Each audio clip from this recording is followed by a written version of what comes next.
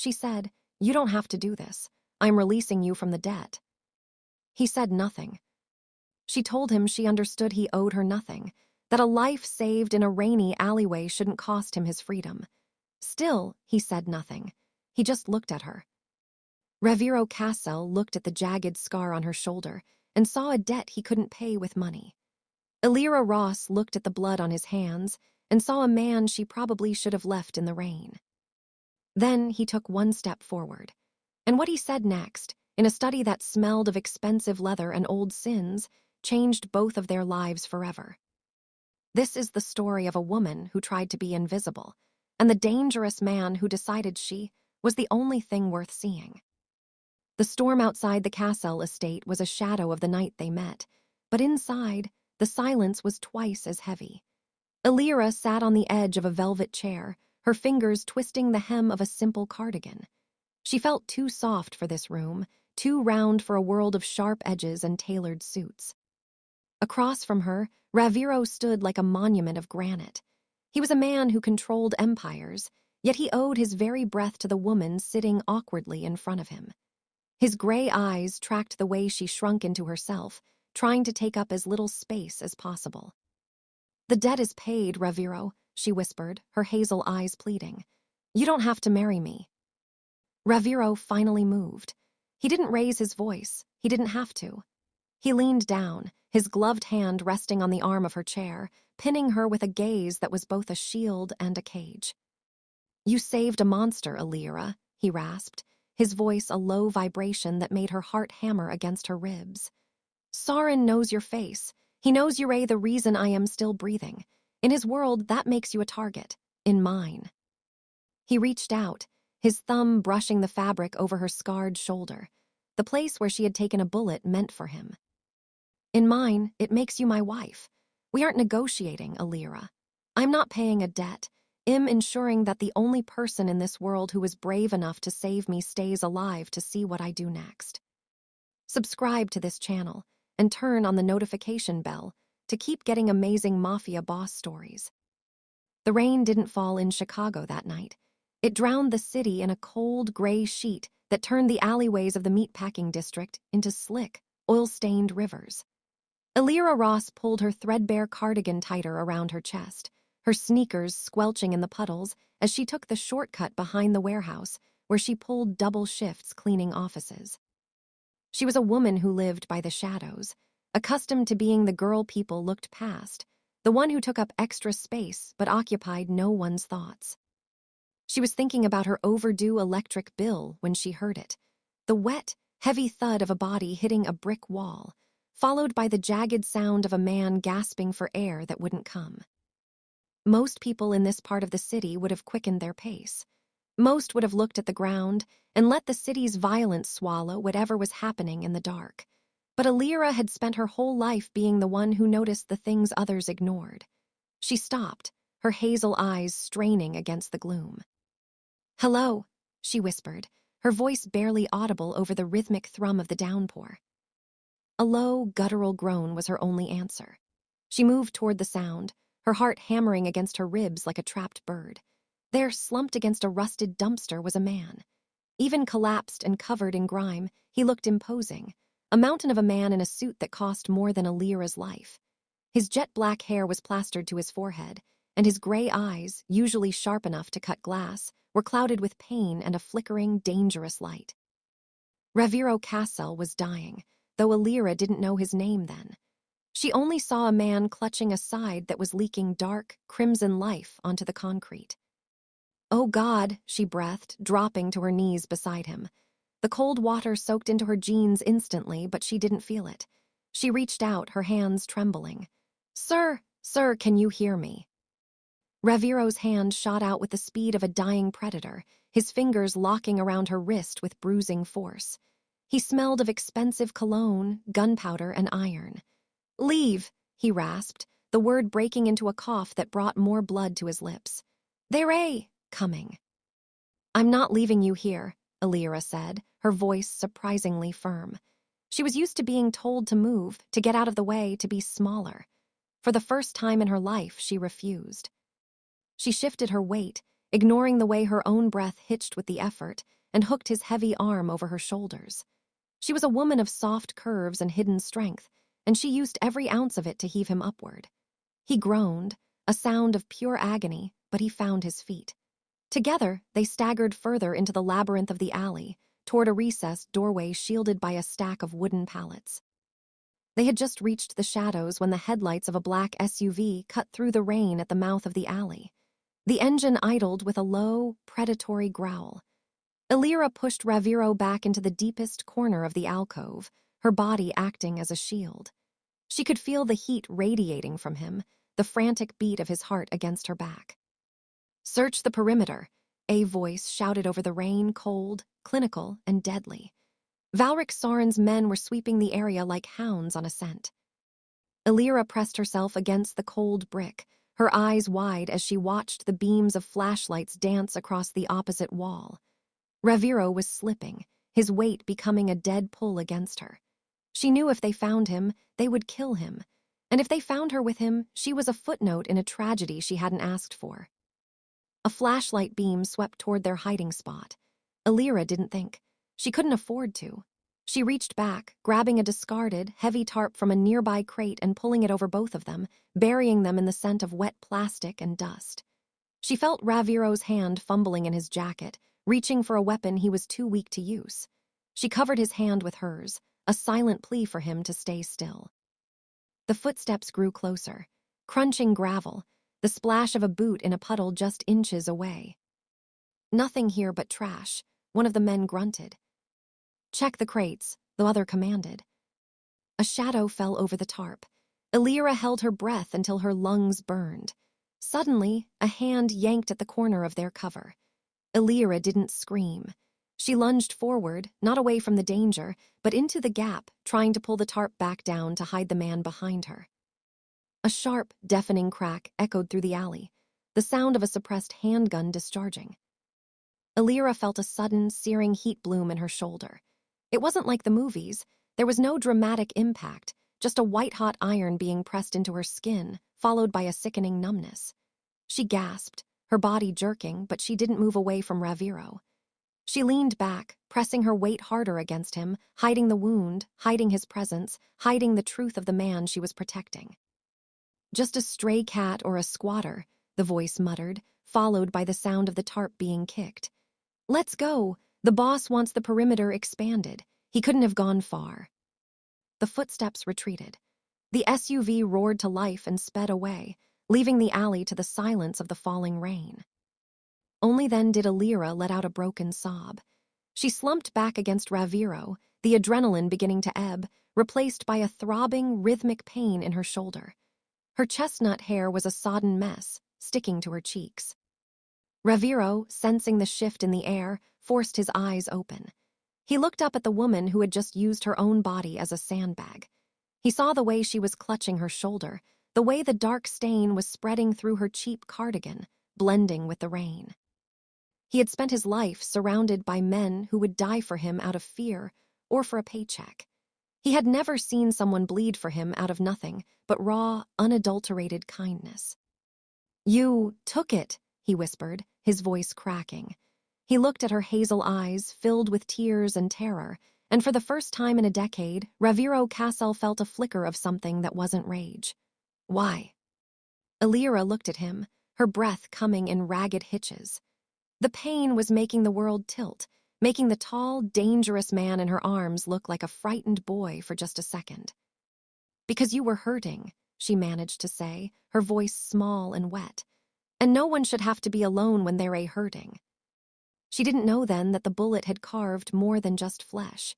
It had carved a permanent mark on her skin, a jagged, silver reminder of the night she stepped out of the shadows. And as Raviero's eyes fixed on her, memorizing the shape of her face, the softness of her features, and the impossible bravery in her soul, he made a silent vow. He didn't believe in God, and he didn't believe in mercy, but he believed in debts. He watched as her eyes fluttered shut, her head falling against his chest.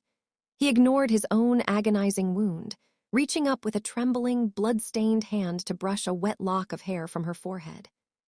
"I have you," he murmured, a promise to the dark. I have you, Angel.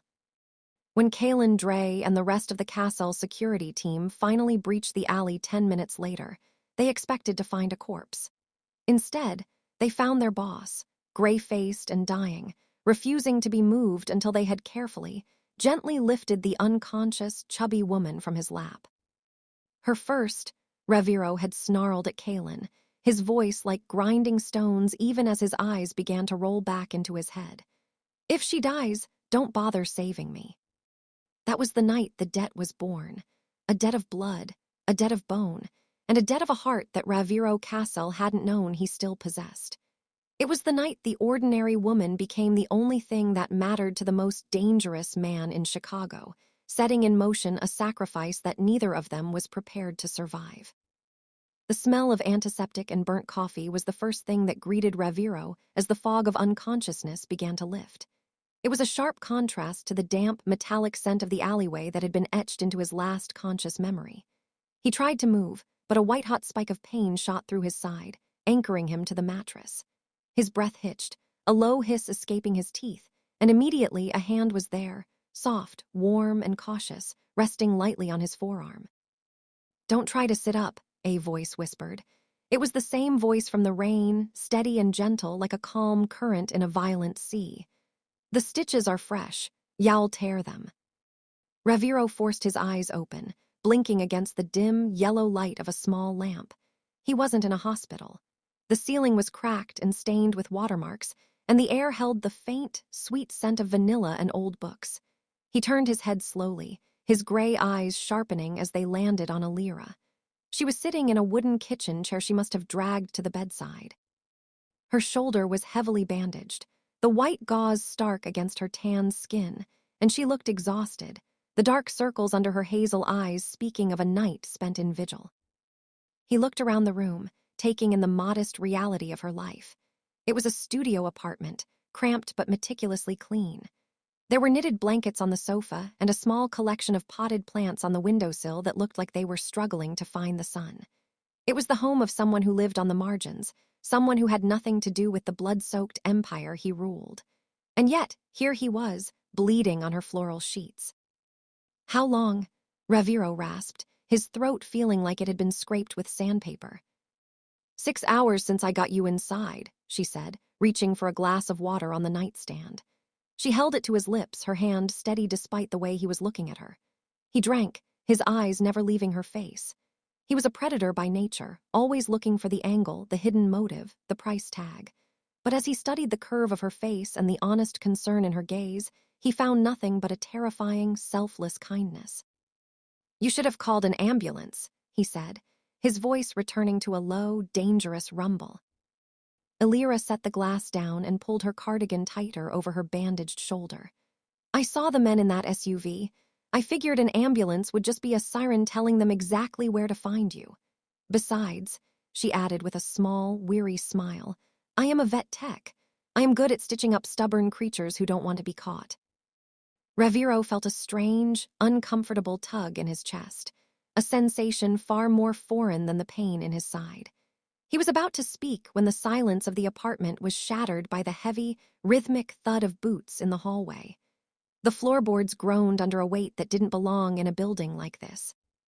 Elira stood up, her face paling. "Is that them? Did they find us?"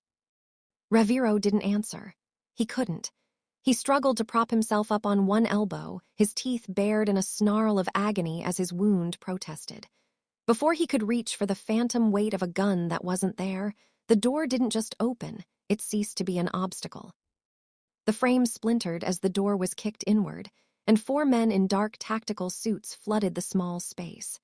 They moved with the surgical precision of a strike team, their weapons drawn and sweeping the room. Elira let out a sharp gasp, backing away until she hit the wall, her hands flying to her mouth. "Clear," a voice barked. Kaelin Dre stepped through the wreckage of the doorway, his muscular build filling the small apartment. His short dark hair was damp from the rain, and the scar across his eyebrow twitched as his eyes locked onto Raviero. Behind him, the hallway was a sea of black suits and earpieces, the cold, clinical reality of the Castell organization pouring into Elira's warm, quiet sanctuary like ink into clear water. "Boss," Kalen said, his voice a mix of relief and barely contained fury. He didn't look at Elira, he looked through her, as if she were a piece of furniture that happened to be in his way. He knelt by the bed, his dark eyes scanning Raviero's bandaged torso. "We've been combing every inch of the district. The car is downstairs. We have a surgical team waiting at the estate." "Kalen," Raviero grunted, the effort of staying upright draining the color from his lips. "The girl." Kalen finally turned his gaze toward Elira. It was a cold, suspicious look, the kind of look a gardener gives a weed he's about to pull. He saw the bandages on her shoulder, the blood on her clothes, and the sheer terror in her hazel eyes. "She was the one in the alley," Kalen said, his hand dropping toward the holster at his hip. "The witness." "She's the reason I am breathing," Raviero snapped, the command in his voice cutting through the tension like a blade. "Touch her, and y'all answer to me." Kalen paused, his expression shifting from suspicion to a grim, professional assessment. He looked at the modest apartment, the cheap furniture, and the woman who looked like she was about to faint. To Kalen, Elira was a liability, a loose end in a world that didn't allow for them. "Boss, Soren's people are still out there," Kalen said, his voice low. "If they find out a civilian intervened, she's a dead woman. We can't leave her here. Not after what she's seen, not after what she did." The weight of Kalen's words settled over the room, heavy and suffocating. Elira looked from the scarred man in the tactical suit to the man on her bed, her breath coming in shallow, panicked hitches. The reality of the situation was crashing down on her. The man she had saved wasn't just a victim. He was a sun around which a dark, violent galaxy orbited. By saving him, she had stepped out of her quiet life and into a crosshair. "I don't want to go anywhere," Elira whispered, her voice trembling. I just wanted to help. Please, just go. I won't tell anyone. I don't even know who you are." Raviero looked at her, and for the first time, he saw her not as a savior, but as a victim of his own existence. He saw the way she looked at the broken door, the guns, and the cold-eyed men filling her home. He had brought the rot of his world into her garden, and there was no way to clean it out. "You don't understand, Elira," Raviero said, his voice surprisingly soft, though it carried the weight of a death sentence. "In my world, there is no such thing as just helping. You're a part of the story now, and Valric Soren doesn't leave stories unfinished." He looked at Kalen, a silent communication passing between the two men who had spent years navigating the dark. Raviero knew what had to be done. He hated the necessity of it, hated the way it would shatter the peace he had seen in this small, vanilla-scented room, but he would not let her die for his sake. Not again. "Pack a bag," Raviero commanded, his eyes fixed on Elira. "What? No," she said, shaking her head, tears finally spilling over. "I have a job, I have my plants, I can't just—" "Elira," Raviero interrupted, his gray eyes burning with a sudden, fierce intensity. "Look at the door, look at these men. This is the only world you have left now. You can come with me and live, or you can stay here and wait for Soren to find you. There is no third option." Kalen stepped toward her, his presence looming and inescapable. "We're on a clock, Miss Ross. The SUV is armored. Move." Elira stood frozen for a heartbeat, her gaze darting around the only home she had ever felt safe in. She looked at the bloodstains on her floral sheets, his blood, and realized that the ordinary woman she used to be had died in that alleyway. With a broken sob, she grabbed a backpack from the corner and began shoving a few clothes into it, her hands shaking so violently she could barely close the zipper. Two of the guards stepped forward, lifting Raviero from the bed with practiced ease. He groaned, his face contorting in pain, but his eyes remained locked on Elira as she was ushered toward the door by Kalen. As they stepped over the threshold of her broken door, leaving the quiet life of Elira Ross behind, the cold morning air of Chicago hit them. Downstairs, a fleet of black Suburbans idled, their tinted windows reflecting the gray, unforgiving sky. The neighborhood was silent, oblivious to the fact that one of its own was being swallowed by the shadows. Raviero was settled into the back of the lead vehicle, his breath coming in ragged gasps. Elira was pushed into the seat beside him, the door clicking shut with a heavy, pressurized thud that sounded like a coffin lid. She sat in the dark luxury of the car, smelling the expensive leather and the scent of gunpowder that seemed to cling to everything, and realized she was no longer the girl who noticed the things others ignored. She was the thing everyone would be looking for.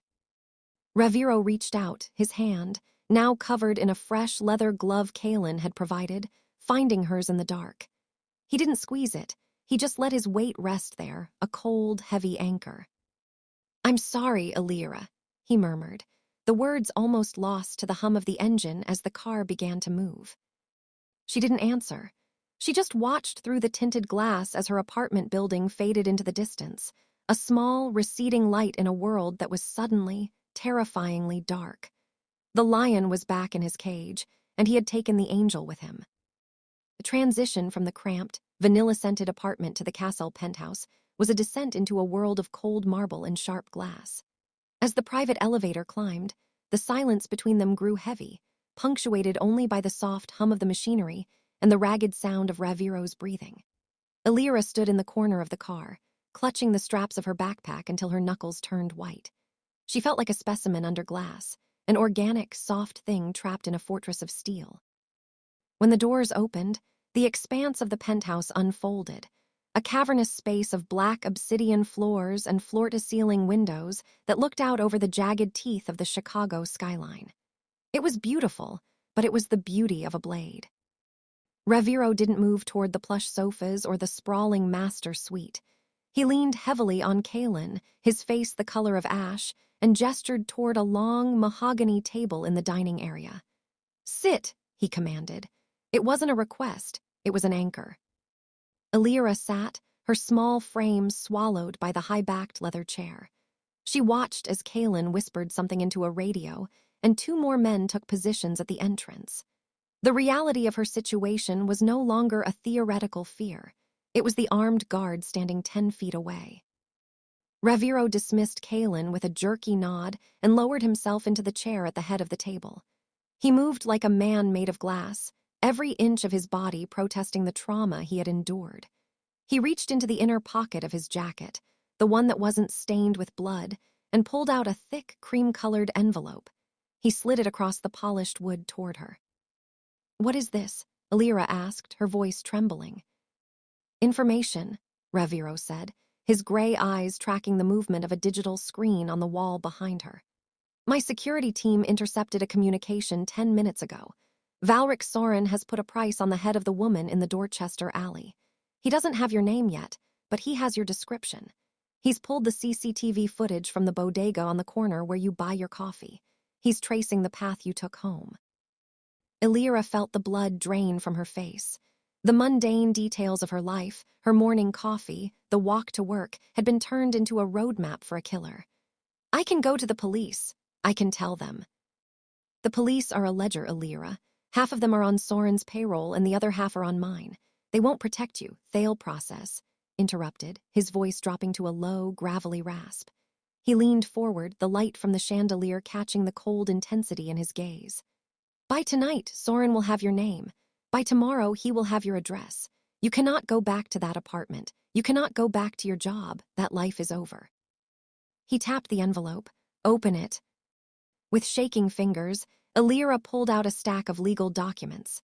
At the top, in bold, clinical font, were the words, "Marriage Settlement and Protective Union." She looked up at him, her hazel eyes wide with disbelief. "A marriage contract? You can't be serious. You barely know me. You don't even like me.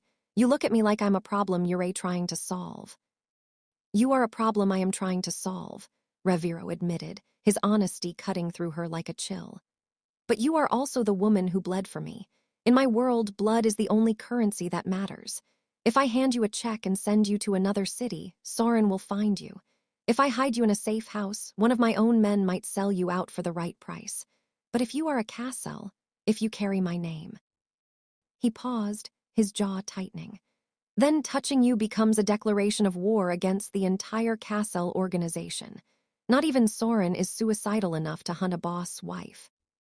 Elira looked down at the paper, the words blurring before her eyes.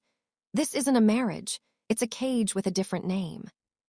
"It is a contract of 1 year," Raviero said, ignoring her protest. You will live here under my protection. You will have access to my resources, my doctors, and a security detail that reports only to me. In exchange, you will provide the optics of a union. You will be seen at my side. You will make the world believe that I am not a man who was saved by a stranger, but a man who protected his own. And after the year, she whispered, after the year, the threat of Soren will be dealt with. I will provide you with a new identity, a house in any country you choose, and enough wealth to ensure you never have to work another day in your life. You will be free. Elira looked around the cold, magnificent room. She thought of her plants, her quiet life, and the way the rain had felt on her skin when she thought she was dying. She realized that Raviero was offering her the only thing he knew how to give, a fortress. But a fortress was still a prison if the doors were locked from the outside. What if I say no? She asked, though she already knew the answer. Raviero's expression didn't change, but a flicker of something, regret, perhaps, passed through his gray eyes. Then Kalen will drive you to the airport, give you a bag of cash, and wish you luck. And by the time your plane lands, Soren's men will be waiting at the gate. He reached out, his gloved hand moving across the table but stopping short of touching her. He was a man who didn't know how to offer comfort, only cold, hard facts. I am not a good man, Elira. I am a monster who lives in a world of monsters, but I am the only monster who is currently in your debt. Sign the papers.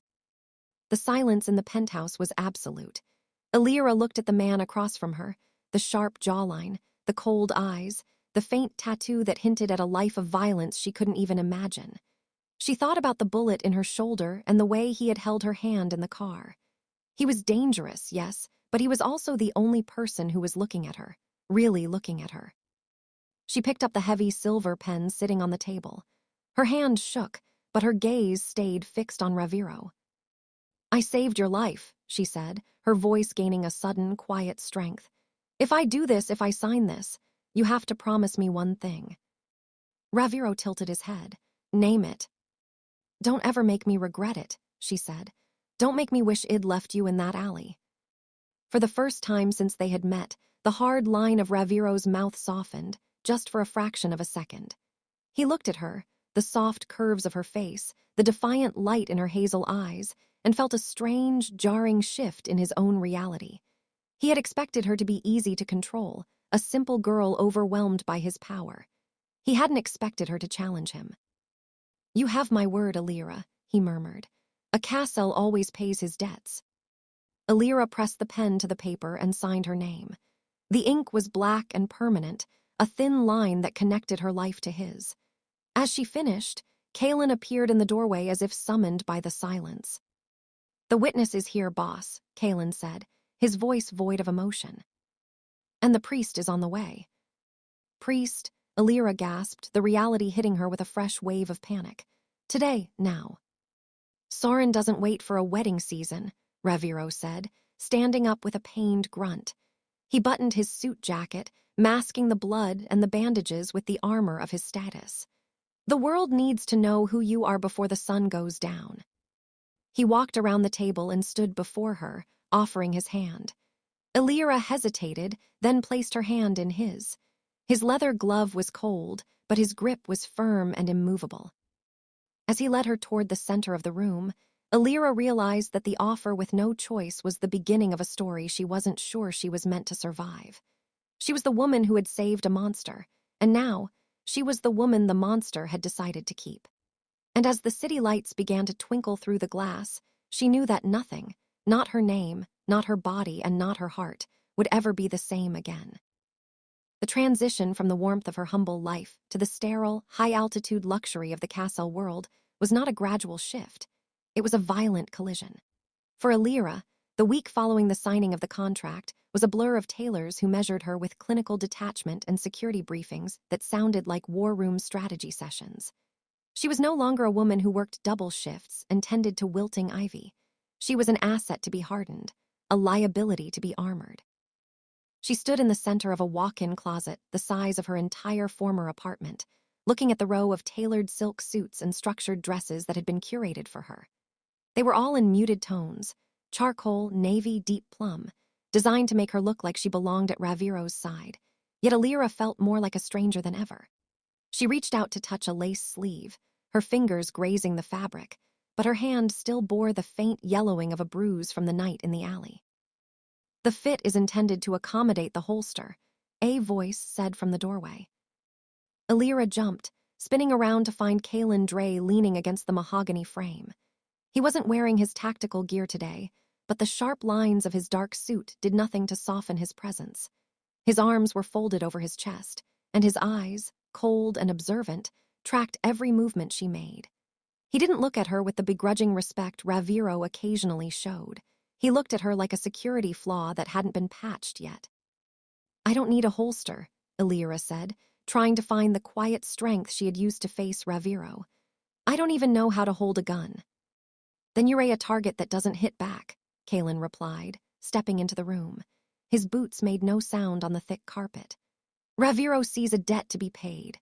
I see a woman who knows the layout of our secondary safe houses and the internal schedule of the most powerful man in Chicago. Loyalty isn't something that's born in an alleyway, Miss Ross. It's forged over years of blood. You haven't bled enough for us to trust you." "I took a bullet for him," she reminded him, her voice trembling but firm. "I think that counts for something." Kalen stopped inches from her, his sheer physicality designed to intimidate. "It counts for a moment of adrenaline. It doesn't count for the long game.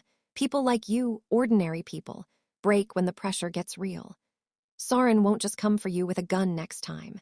He'll come with a bribe, or he'll find someone you love and start peeling back the layers until you tell him what he wants to know." He reached into his pocket and pulled out a small, encrypted mobile phone, sliding it across a marble vanity toward her. "Consider this a test.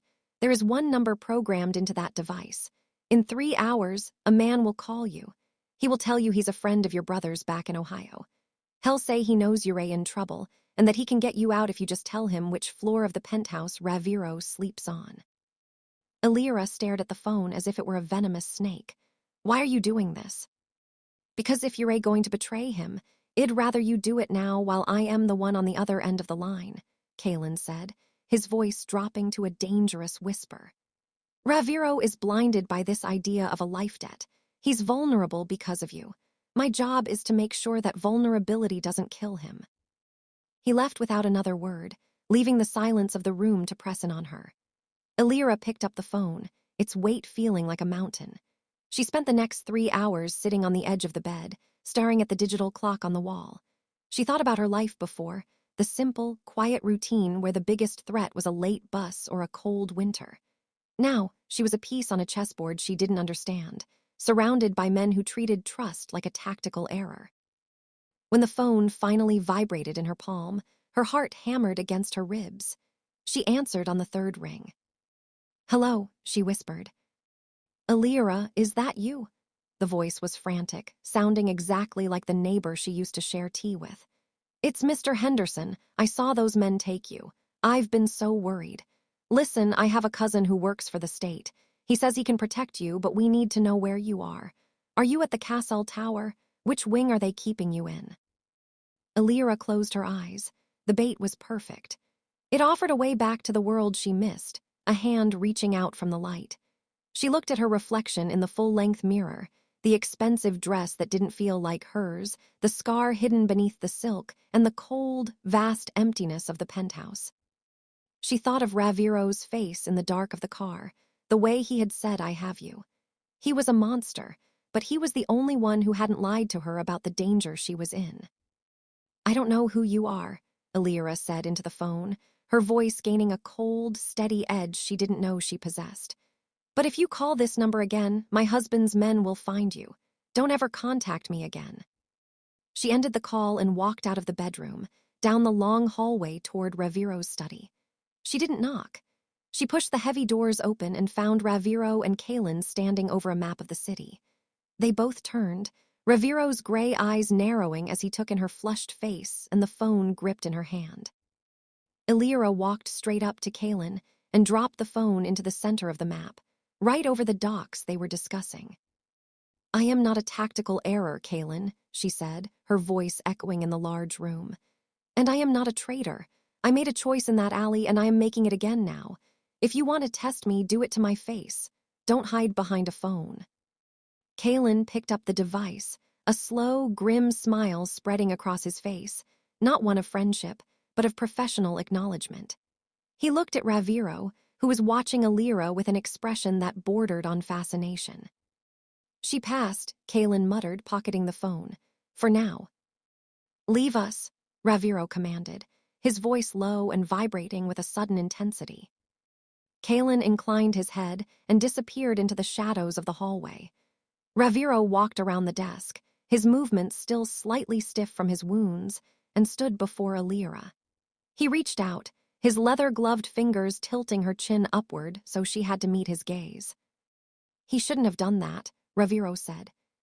"He did it because he cares about," replied, refusing to look away. In his own twisted way. "But you need to understand something, Raviero. I am not one of your soldiers. You can't dress me up in silk and expect me to be a weapon. I am just the woman who saved you. If that isn't enough for your world, then you should have let me stay in the rain." Raviero looked at her, really looked at her, nodding the defiance in her hazel eyes and the way she refused to shrink away from his darkness. He realized then that the chubby woman the world underestimated was more resilient than any of the reinforced steel in his tower. She wasn't fitting into his world. She was challenging it. "It's more than enough," he murmured, his thumb brushing the line of her jaw. "In fact, it might be the only real thing I have left." For a moment, the silence between them wasn't cold or clinical. It was charged with a new kind of tension, one that had nothing to do with debts or contracts. Elira felt the heat of him, the sheer power of his presence, and realized that while she had passed Kalen's test, the real trial was just beginning. She was becoming the tactical wife, the soft heart in the center of a hard empire, and for the first time, she wondered if she was saving him, or if he was the one who was finally pulling her out of the shadows. The penthouse was a place designed for silence and suspicion, a fortress of marble where every footstep echoed with the weight of authority. But as the second week of their arrangement bled into the third, the atmosphere began to shift, not because of a change in security protocols, but because of the quiet, persistent presence of Elira Ross. Raviero watched her from the shadows of the upper gallery, his gray eyes narrowed as he observed a scene that shouldn't have existed in his world. It was 3 a.m. Raviero, plagued by the persistent throb of his healing wound and the restless ghosts of his trade, had come out for a glass of water. He found Elira in the kitchen, but she wasn't alone. She was sitting at the breakfast bar with Maria, one of the older housekeepers who usually moved through the halls like a ghost. Between them sat 2 steaming mugs of chamomile tea and a plate of toast. Maria was crying softly, her shoulders shaking, while Elira held the woman's weathered hand in hers. "He'll be okay, Maria," Elira whispered, her voice a gentle balm in the cold, modern room. "The fever is breaking. My neighbor's son had the same thing last winter. Just keep the fluids up and call me if the clinic doesn't answer tomorrow. I have a friend who can help." Raviero stayed in the darkness, his hand tightening on the cold metal of the railing. He had employed Maria for 6 years. He knew she was efficient, he knew she was discreet, and he knew he paid her 3 times the market rate. But he hadn't known her grandson was ill. He hadn't known she had a son who struggled with the law. He hadn't known her hands shook when she wasn't holding a polishing cloth. He watched as Elira stood up and wrapped the older woman in a hug, a genuine, unhurried embrace that seemed to anchor Maria to the floor. There was no hierarchy in that touch, no awareness of the millions of dollars surrounding them, or the blood that stained the hands of the man who owned the roof over their heads. There was only one human being recognizing the pain of another. Over the following days, Raviero became a silent witness to a dozen such moments. He saw Elira leave a bowl of water and a small pouch of high-grade kibble behind the service entrance for the stray cat that haunted the alley. He saw her stop to talk to the youngest guard, a boy named Leo who was terrified of making a mistake, and ask him about the book he was hiding in his tactical vest. She didn't treat them like staff or soldiers. She treated them like people who were currently sharing a life with her. It was a form of courage Raviero had never encountered. In his world, softness was a wound. To be kind was to be vulnerable, and to be vulnerable was to invite a knife between the ribs. He had built his entire empire on the premise that power was the absence of empathy. Yet, as he watched Elira, he began to see that her softness wasn't a lack of armor. It was a choice. She saw the darkness of his world clearly. She had the scar on her shoulder to prove it, and yet she refused to let it turn her cold. One evening, he found her in the library, the room bathed in the amber glow of the fireplace. She was curled up in a large leather chair, her feet tucked under her, reading a worn paperback. She looked small against the backdrop of the massive mahogany shelves, but the room felt warmer than he had ever known it. "You're wasting your time," Raviero said, stepping into the light. Elira didn't jump. She looked up, her hazel eyes reflecting the firelight. "With the book, it's actually quite good."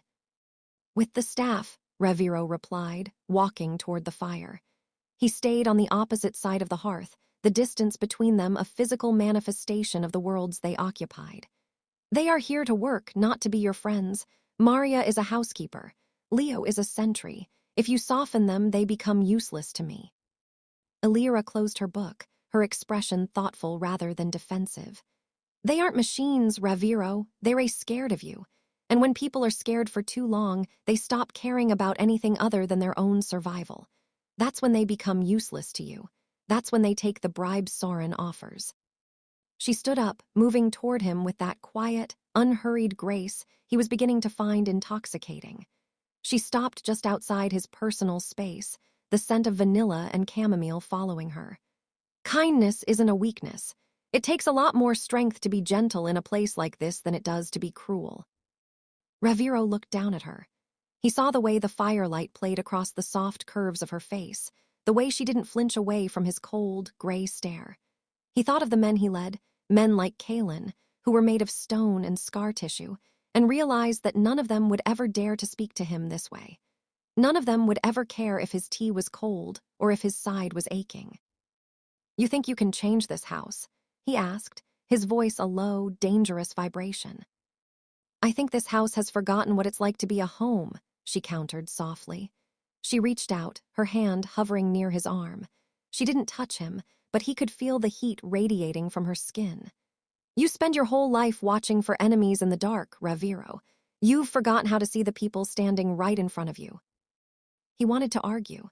He wanted to tell her that home was a fairy tale for people who didn't have a price on their heads. But then he looked at her eyes, warm, hazel, and filled with an impossible, stubborn hope, and the words died in his throat. He realized then that he wasn't just watching her acts of kindness. He was hungry for them. He was a man who had spent a lifetime in the winter, and she was the first hint of spring he had ever felt. "I see you, Elira," he murmured, the admission feeling like a confession. She smiled then, a small, genuine thing that made his chest tighten with a strange, painful pressure. "Do you? Or do you just see a debt you're trying to pay off?" "I don't know anymore," he said, and for a man who lived by his certainties, it was the most honest thing he had ever said. He turned and walked toward the window, looking out at the sprawling, cold city. Behind him, he heard the soft rustle of her dress as she sat back down, the quiet click of her book opening. The silence that followed wasn't the heavy, oppressive quiet of the Castell Empire. It was something new, a shared peace, a small pocket of humanity carved out of the obsidian.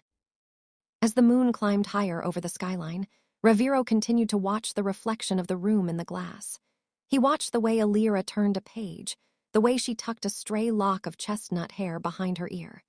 He realized that the sacrifice he had expected from her wasn't the blood she had spilled in the alley. It was this. It was the way she was slowly, invisibly dismantling the walls he had spent 34 years building. He was the lion in the room, a creature of violence and shadow, but for the first time, he wasn't looking for a way out. He was just watching the light, wondering if a monster could ever truly learn the language of the soft. And in the dark of the penthouse, under the watchful eyes of his many guards, Raviero Castell began to understand that the most dangerous weapon in Elira Ross' arsenal wasn't a gun or a blade. It was the simple, terrifying power of being seen. The rain returned to Chicago that evening, a relentless, drumming cadence against the glass that echoed the night in the alleyway. In the master suite of the penthouse, the air was heavy with the scent of rain-slicked pavement and the faint, underlying notes of the sandalwood soap Raviero favored. Elira sat on the edge of the oversized bed, her back to the door, wearing a silk robe that felt like water against her skin. She was trying to reach the center of her back to apply the medicinal cream the doctor had prescribed for the healing wound on her shoulder, but her fingers kept slipping, the angle impossible to navigate. The heavy door creaked open, the sound of boots on the marble floor announcing Raviero's arrival before he spoke. He had discarded his suit jacket and tie, the top buttons of his white shirt undone to reveal the bandages still wrapped around his own torso. He stopped a few feet away, his gray eyes fixing on the way she struggled, the silk slipping down to reveal the angry, puckered skin of the scar. "Let me," he said. It wasn't a question, and for once it didn't feel like a command. It sounded like a request, a low, gravelly vibration that sent a shiver down Elira's spine. She froze, her breath catching in her throat as she heard him set a small bowl of warm water and a fresh cloth on the nightstand. She didn't move as he sat on the edge of the bed behind her. The mattress dipped under his weight, bringing the heat of his body close enough to prickle the back of her neck. "Raviero, you don't have to," she whispered, her hands clutching the lapels of her robe. "I can manage, it's almost healed." "You shouldn't have to manage everything alone, Elira," he murmured. He reached out, and for the first time. He didn't wear his leather gloves. His skin was warm, his touch surprisingly calloused but incredibly gentle as he peeled back the edge of the silk. He let out a soft, sharp breath as the full extent of the scar was revealed, the jagged mark where the bullet had torn through her soft flesh to protect his life. Raviero dipped the cloth into the warm water and began to clean the area. He worked with a meticulous, reverent focus, his movements slow and deliberate. The silence in the room was no longer the clinical, distant quiet of the past few weeks. It was intimate, charged with a gravity that made Elira's heart hammer against her ribs. She looked at their reflection in the darkened window. The imposing, dark-haired man hunched over the smaller, chestnut-haired woman, his large hands moving with a tenderness that defied his reputation. "Does it hurt?" he asked, his voice so low it was almost a secret. "Not anymore," she said, though her voice was thick with emotion. It itches sometimes, and it reminds me." "Reminds you of what?" "That my life changed because I couldn't walk past a man in the rain," she said, turning her head slightly to look at him. "Sometimes I look at it and I don't recognize the woman who did that. I was always so careful, Raviero. I was always so afraid of taking up space, of causing trouble. And then I took a bullet." Raviero stopped his movements, his fingers resting just below the scar. He looked at the mark, then up at her hazel eyes. The cold, impenetrable mask he wore for the world had slipped, leaving behind something raw and painfully honest. "You didn't just take a bullet, Elira," he said. "You chose to stand in front of one. I have spent my life surrounded by men who claim to be brave, but their bravery is always for a price. Yours was for a stranger who gave you no reason to care." He picked up the cream and began to massage it into the scar. His touch was firm yet careful, his thumb tracing the edges of the damage. As he worked, the dynamic in the room shifted. He was no longer the debtor checking on his collateral, and she was no longer the victim of a circumstance she couldn't control. In the shared space of the bed, under the dim amber light, the contract felt like a distant, faded memory. "I used to think of this mark as my failure," Raviero admitted, his voice barely a whisper. "A reminder that I was weak enough to let a woman be hurt in my place. I hated it. I hated looking at you because I saw my own blood on your skin." Elira felt a lump form in her throat. "And now?" Raviero leaned in closer, his forehead almost touching her uninjured shoulder. He could smell the vanilla on her skin, see the slight tremor in her hands. He realized then that he wasn't tending to a wound. He was tending to the only part of his life that felt real. "Now," he said, "I see it as the only reason I am still a man. You didn't just save my life, Elira. You saved the part of me I thought was dead a long time ago. This scar isn't a debt I have to pay. It's a part of us." He leaned forward, and with a hesitation that was entirely uncharacteristic of the boss of the Castell Empire, he pressed a lingering, soft kiss to the center of the scar. The contact was electric. Elira let out a broken, shaky breath, her eyes fluttering shut. It wasn't a kiss of passion, but one of profound, soul-deep recognition. It was the moment the Mafia Boss became her husband, not by law or by paper, but by the quiet surrender of his own pride. She turned in his arms, her movement slow, until she was facing him. Her chestnut hair fell over her shoulders, framing a face that was flushed and beautiful in its vulnerability. She reached out, her fingers trembling as she traced the sharp line of his jaw, moving upward to touch the faint tattoo on his neck. "You don't have to be a monster with me, Raviero," she whispered. Raviero looked at her, his gray eyes searching hers. He saw the kindness he had been observing in the dark, the softness he had once mistaken for weakness, and realized it was the most powerful thing he had ever encountered. He reached up, his hand cupping the back of her neck, his thumb stroking her cheek. "I don't know how to be anything else," he confessed, the words a jagged admission of his own fear. "I'll teach you," she promised. He pulled her toward him then, not with the force of a man used to taking what he wanted, but with the desperation of a man who had finally found the one thing he couldn't live without. He tucked her head under his chin, his arms wrapping around her soft figure, holding her as if she were the only thing keeping him anchored to the earth.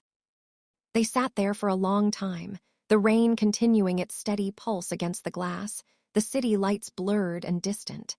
In the silence of the room, the ghost of the scar remained, but it was no longer a symbol of pain or obligation. It was a bridge. Raviero closed his eyes, breathing in the scent of her, feeling the steady, brave beat of her heart against his chest. He had spent 34 years building walls, but in a single night of tending to the damage he had caused, Elira Ross had managed to walk right through them. He wasn't just a boss anymore, and she wasn't just a savior. They were two people bound by blood and a choice made in the rain, and as he held her, Raviero Castell finally understood that the greatest sacrifice wasn't dying for someone, it was letting them in. The piece of the penthouse was a fragile glass ornament, and Valric Sorin finally brought the hammer down.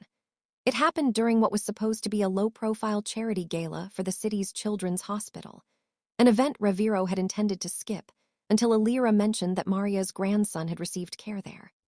To honor her, he had donned the tailored black suit and leather gloves, placing Elira in a gown of midnight blue that shimmered like the deep ocean. She looked radiant, her chestnut hair swept up to reveal the elegant line of her neck, though the phantom weight of the scar on her shoulder remained her constant companion. The ballroom was a sea of forced smiles and expensive perfume, a place where Raviero's presence acted like a predator entering a watering hole. He kept Elira tucked close to his side, his hand a heavy, protective anchor on the small of her back. For the first time, he wasn't looking at the exits or scanning the crowd for rivals. He was watching the way Elira's face lit up when she spoke about the hospital's new wing. He was focused on the softness of her smile, a sight that had become more addictive to him than power itself. Then the world tilted. It began with a subtle shift in the peripheral, Kalen Dre's head snapping toward his earpiece, his posture turning from stone to steel. Before Raviero could even form the question, the heavy crystal chandeliers flickered and died, plunging the room into a suffocating, velvet darkness. A collective gasp swept through the crowd, followed immediately by the sharp, rhythmic pop-pop-pop of suppressed gunfire from the balcony. "Down!" Raviero roared, his voice cutting through the rising panic like a thunderclap. He didn't shove Elira. He swept her off her feet, using his own body as a shield as he lunged toward the cover of a marble pillar. Glass shattered above them, raining down like diamonds in the dark. The screams of the socialites became a jagged backdrop to the clinical efficiency of the Castell security team returning fire. "Kalen, status!" Raviero barked, his eyes adjusting to the strobing muzzle flashes, breach at the north and south exits. "It's Sorin's primary hit squad." Kalen's voice crackled through the chaos. "They aren't here for the hit, boss. They're moving for the flank. They want the girl." The realization hit Raviero with more force than a physical blow. This wasn't an assassination attempt. It was an abduction. Sorin didn't want him dead. Not yet. He wanted the leverage that Elira provided. He wanted to take the only thing that had made Raviero Castell feel human. "Stay behind me," Raviero hissed to Elira, his hand finding the weapon he kept concealed at the small of his back. "Do not move. Do not breathe until I tell you." Elira clutched the fabric of his suit jacket, her eyes wide with a terror she hadn't felt since the alleyway. "Raviero, the back exit."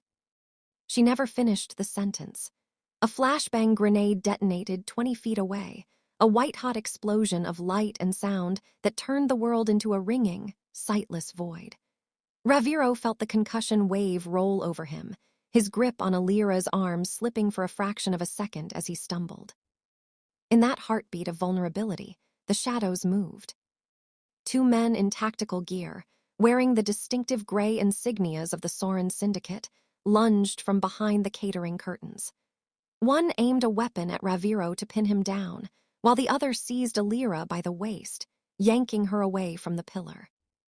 "Raviero," she shrieked, her voice a thin, desperate thread in the cacophony. Raviero's vision cleared just in time to see Elira being dragged toward the service elevator. The sight of her struggling, her blue gown tearing as she fought against the man's iron grip, triggered something inside Raviero that he had spent a lifetime keeping in a cage. It wasn't the cold, calculated anger of a mafia boss. It was a primal, scorched-earth rage. The controlled nature that defined him, the granite mask, the measured breaths, the detached cruelty, snapped like a dry twig. He didn't take cover. He didn't wait for Kalen's support. Raviero stood up into the line of fire, his gray eyes turning into twin shards of flint. He fired 3 rounds with surgical precision, dropping the man, pinning him down before the body could even hit the floor. He moved across the ballroom floor not like a man, but like a force of nature, ignoring the bullets that grazed his sleeves and the chaos of the fleeing guests. He reached the man holding Elira just as the service elevator doors began to slide shut. Raviero didn't use his gun. He didn't want to risk hitting her. He jammed his arm between the closing doors, the heavy metal crunching against his forearm, and forced them back open with a roar of pure, unadulterated fury. He grabbed the kidnapper by the throat, his leather-gloved hand tightening with enough force to crush a windpipe. The man's eyes bulged, his feet dangling off the ground as Raviero slammed him against the back wall of the elevator. "You touched her," Raviero whispered, his voice a low, terrifying vibration that made the air feel heavy. "You thought you could take what is mine." With a brutal, efficient snap, he neutralized the threat and shoved the limp body aside. He turned to Elira, who was huddled in the corner of the small lift, her breath coming in ragged, sobbing hitches. The rage in his eyes didn't vanish, but it shifted. He dropped to his knees in front of her, his hands, shaking with the aftershocks of the adrenaline, reaching out to frame her face. He checked her for blood, for bruises, his touch frantic and possessive. "Are you hurt? Elira, look at me. Did he hurt you?" She shook her head, her hands flying to his chest, feeling the frantic, hammering beat of his heart. I'm okay. Raviero, your arm." He didn't look at the blood soaking his sleeve where the elevator doors had bitten into him. He didn't care about the firefight still raging in the ballroom. He pulled her into his arms, crushing her against his chest with a desperate, suffocating intensity.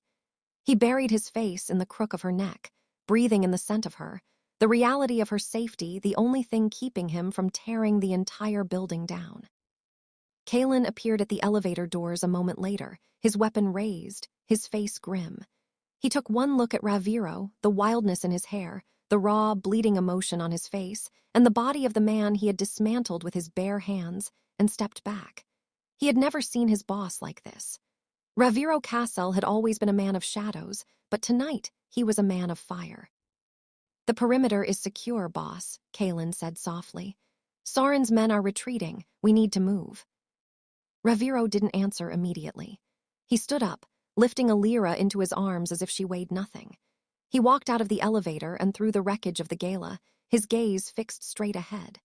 The guests who remained, the staff, and even his own men shrank away from him. They didn't see the boss of Chicago. They saw a man who had finally found something worth more than his empire, and they saw the terrifying lengths he would go to keep it. As they reached the armored SUV, Raviero settled Elira into the back and climbed in beside her. He didn't let go of her hand. He didn't look at the city's skyline. He looked at her hazel eyes, still shimmering with tears, and the cold, gray flint in his own gaze hardened into a permanent vow. Valric Soren had made the mistake of thinking Elira Ross was a weakness. He had thought that by striking at the chubby woman, he could break the man. He hadn't realized that he had just given the monster a reason to stop holding back. "Kaelin," Raviero said, his voice echoing in the quiet of the car, cold and final as a tombstone. "Yes, boss." "Find Soren, find his family, find his assets. I don't want a war anymore, I want an ending." He turned back to Elira, pulling her hand to his lips and kissing her knuckles, his eyes never leaving hers. The sacrifice was no longer just hers to bear. The lion was no longer in his cage, and as the car sped toward the safety of the penthouse, the city of Chicago began to burn with the heat of a man who had finally realized that his heart wasn't a liability. It was his ultimate weapon. The penthouse was filled with a different kind of silence that night, not the heavy, clinical quiet of a fortress, but the vibrating, restless stillness that follows a storm. Raviero sat on the edge of the leather sofa in the living area, his shirt discarded, allowing a medic to finish dressing the jagged laceration on his forearm where the elevator doors had crushed his skin. He didn't flinch as the needle pulled the thread through his flesh. His eyes were fixed on the doorway of the bedroom where Elira was resting, his jaw set so tight it looked ready to shatter. When the medic finally packed his bag and retreated, nodding to Kaelin, who stood like a sentinel by the glass, Raviero didn't move. He stayed in the dim light, the city of Chicago sprawling beneath him like a map of the war he had just escalated. "She's awake," Kaelin said softly, checking a monitor. "She's asking for you." Raviero stood, his movements slow and pained, but his focus was singular. He walked into the bedroom, the air smelling of the vanilla candles Elira had insisted on placing there to soften the edges of his life. She was sitting up in bed, wrapped in a thick, oversized cardigan that made her look small and precious. When she saw him, her hazel eyes filled with a relief so profound it made his lungs ache. "You're bleeding," she whispered, her voice cracking as she gestured to the fresh bandages on his arm. "It's nothing," Raviero replied, sitting on the edge of the bed. He reached out, his hand, no longer covered by the leather gloves he wore as armor, finding hers. Her skin was warm, a living, breathing miracle that he had nearly lost to the cold void of Soren's ambition. "I am sorry, Elira. I told you that my name would be a shield. Today it was a target." Elira shook her head, her fingers curling around his. "You came for me. You didn't stay behind the glass or send your men. You ran into the fire. I saw your face, Raviero. I've never seen anyone look at the world the way you did when they took me."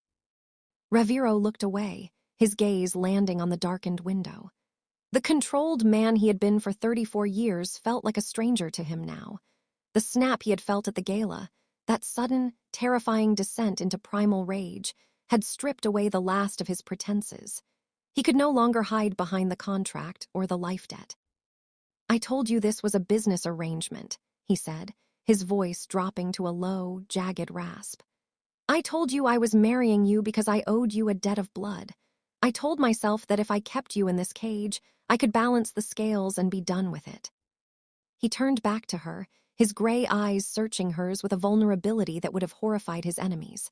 "But when those doors started to close, when I saw that man's hand on you, the debt didn't matter. The contract didn't matter. I realized that I wasn't fighting for my honor or my reputation. I was fighting because the thought of a world where you don't exist is a world I refuse to live in." Elira reached up, her hand trembling as she brushed a stray lock of jet-black hair from his forehead. "Raviero." "I didn't marry you to pay you back, Elira," he confessed, the words falling from him like a long-held breath. "I married you because from the moment you looked at me in that alley, not as a boss, but as a man who was hurting, I was lost. I brought you here to protect you, but the truth is, I am the one who was drowning, and you're the only thing keeping me afloat." He leaned forward, his forehead resting against hers, his eyes closing as he inhaled the scent of her. "It was never about the scar on your shoulder. It was about the fact that you're the only light in a life I've spent entirely in the dark. If Soren had taken you, there would have been nothing left of me but the monster. I can't lose you. Not to Soren, and not to the year the contract promised." The weight of his admission hung in the air, thick and transformative. Elira felt the tears she had been holding back finally spill over, hot and silent. She had spent her life being overlooked, being the ordinary woman who took up space but never held anyone's gaze.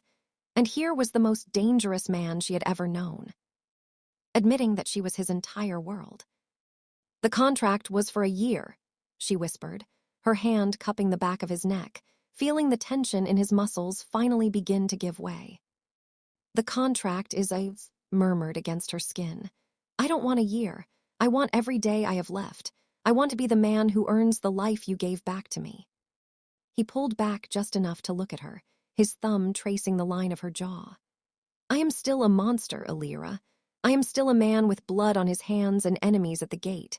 But if you'll have me, not as a debt and not as a protector, but as your husband, I will spend the rest of my life making sure you never have to sacrifice a single part of yourself ever again." Elira didn't hesitate. She leaned into him, her arms wrapping around his broad shoulders, pulling him into the softness of her embrace. She felt the jagged line of his fresh stitches against her arm, a reminder of the price he had paid to bring her home. "You aren't a monster to me, Raviero," she said into the crook of his neck. "You're just the man who finally saw me, and I'm not going anywhere." Raviero held her then, his grip fierce and possessive, as if he were trying to merge their two souls into one. The silence of the penthouse was no longer a cage, it was a sanctuary.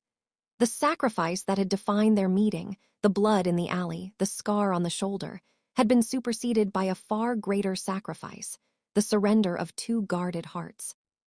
As the city lights of Chicago flickered outside, indifferent to the wars of men, the boss of the Castell Empire finally let go of the debt. He wasn't Raviero the monster, and she wasn't Elira the victim. They were simply a man and a woman, bound by a choice that was no longer forced, but chosen in the quiet of the night. The war with Soren was still coming, and the shadows were still deep, but as Raviero felt the steady, brave beat of Elira's heart against his own, he knew he had already won. He had found the one thing money couldn't buy and violence couldn't keep, a reason to stay in the light. The end of Valric Soren did not come in a dark alley or a hidden warehouse. It came in the cold, white light of the Castell docks, where the wind off the lake carried the scent of winter and the heavy vibration of an empire asserting its dominance. The sky was a bruised purple, the sun dipping below the horizon, as if ashamed to witness the finality of the night. Raviero stood at the edge of the pier, his black wool coat snapped by the wind, his leather gloves back on his hands. Beside him, Kalen Dre and a dozen men formed a wall of silent, lethal intent. But it was the woman at Raviero's right hand that drew the eye. Elira did not hide in the armored SUV this time. She stood shoulder to shoulder with her husband, wearing a long, structured coat of charcoal gray that matched the steel in Raviero's eyes. Her chestnut hair was pulled back, tight and severe, revealing the calm, unyielding lines of her face. She was no longer the girl who trembled in the velvet chairs of the penthouse. She was the woman who had survived the fire, and in doing so, had found the iron in her soul. A black sedan screeched to a halt 50 yards away, and Valric Soren was shoved out onto the concrete by two of Kalen's men. He was a man stripped of his finery, his face bruised and his arrogance replaced by the frantic, shifting eyes of a cornered animal. He looked up at the line of Castell soldiers, his gaze eventually landing on Elira. "You," Soren spat, his voice a jagged rasp. "All this for a girl. You've burned half the city's trade routes for a common little weed." Raviero's hand twitched toward his holster, his jaw tightening with the primal rage that still simmered beneath his surface. But Elira placed a gentle, steady hand on his forearm. It was the only thing that could have stayed his hand. She stepped forward, the heels of her boots clicking with rhythmic precision against the concrete. "I am the weed that took your bullet, Valric," she said, her voice clear and resonant, carrying over the sound of the waves. "And I am the woman who watched you fail. You didn't lose because of a girl. You lost because you think people are things to be used. Raviero knows they are the only things worth fighting for." Soren laughed, a hollow, desperate sound. "He's a monster, Elira. Hell grow tired of your kindness. Hell realize you're a liability, and hell discard you just like I would." Elira didn't flinch. She looked back at Raviero, and in that moment, the entire world of violence and shadows seemed to fall away. She saw the man who had tended to her scar with trembling fingers. She saw the man who had admitted he couldn't live in a world without her. She saw the right pair of eyes that had finally, truly seen her. "He didn't discard me when I was bleeding in the rain," she said, turning back to Soren with a cold, final pity. "And he didn't discard me when you tried to take me. You think you're seeing my weakness, Valric, but you're actually looking at the only reason you're still alive to hear me say this. Because my husband is a better man than you will ever understand." Raviero stepped up behind her, his presence a dark, immovable mountain. He didn't look at Soren. He looked at the side of Elira's face, his expression softening into a look of profound, terrifying devotion. He reached out and took her hand, his leather-clad fingers intertwining with hers. "Kaelin," Raviero said, his voice flat and final. "Take him. He's no longer part of our story." As Soren was dragged away, his protests fading into the wind, Raviero didn't stay to watch the end. He turned Elira toward him, his hands finding her waist. The guards stepped back, creating a circle of privacy in the middle of the war zone. The city lights began to twinkle across the water, but for Raviero, the only light that mattered was reflected in the hazel eyes of the woman before him. "You shouldn't have been out here," he murmured, his thumb brushing her cheek. "I could have handled it." "I know you could," Elira replied, reaching up to touch the faint tattoo on his neck. "But I am not the woman who hides anymore, Raviero. I am your wife. If you're going to be the king of this city, you need to remember that even a lion needs someone to keep him from the dark." Raviero let out a long, shaky breath, the tension of the last few weeks finally dissolving. He leaned down, pressing his forehead against hers.